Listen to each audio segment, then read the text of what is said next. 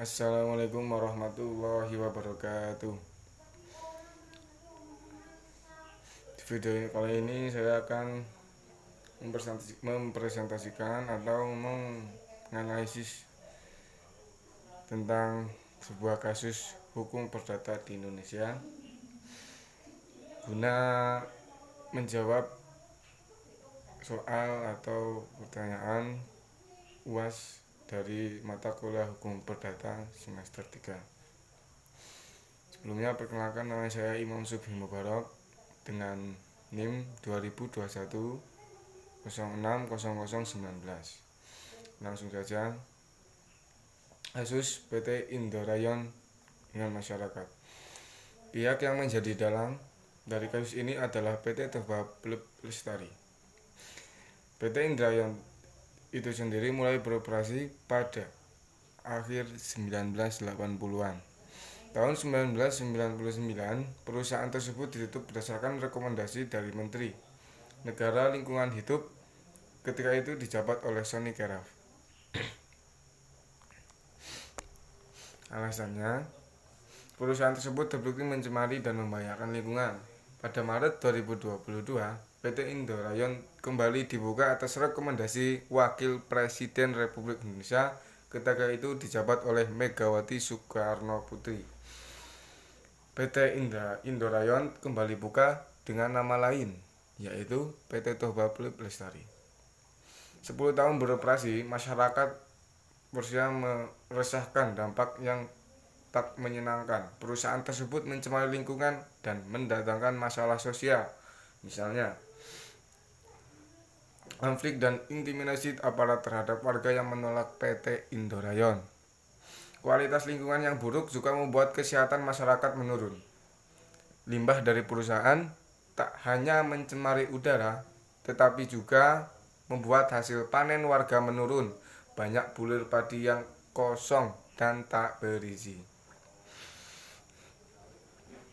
Masyarakat sekitar pun khawatir jika kejadian 10 tahun sebelumnya terjadi lagi sejak PT TPL dibuka.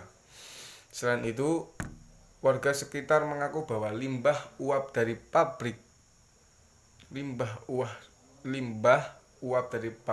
cukup mengganggu udara.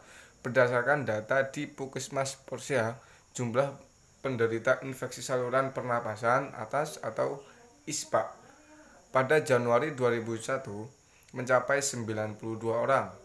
Pada Januari 2022 mencapai 103 orang. Jumlah tersebut meningkat pada Januari 2003, yaitu menjadi 128 orang. Dan analisis dari kasus tersebut, PT Indorayon merupakan perusahaan yang telah mencemari lingkungan hingga mengakibatkan dampak yang buruk bagi masyarakat sekitar.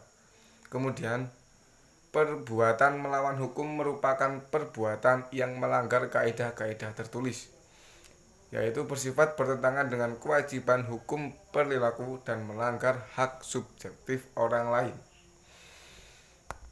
Perbuatan melawan hukum meliputi beberapa hal, yaitu perbuatan yang bertentangan dengan hak milik orang lain, perbuatan yang bertentangan dengan kesusilaan, perbuatan yang bertentangan dengan kewajiban hukumnya sendiri, dan perbuatan yang bertentangan dengan kehati-hatian atau keharusan di dalam pergaulan masyarakat yang baik. Perbuatan melawan hukum memiliki 3 kategori.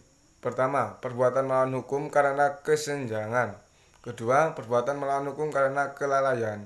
Ketiga, perbuatan melawan hukum tanpa kesalahan atau tanpa kesengajaan dan kelalaian. Selain itu, perbuatan melawan hukum punya beberapa unsur.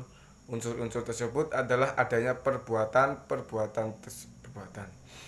tersebut bersifat melawan hukum, adanya kesalahan dari pelaku, adanya kerugian di pihak korban, adanya hubungan kausal dan saling menyebabkan antara perbuatan dengan kerugian.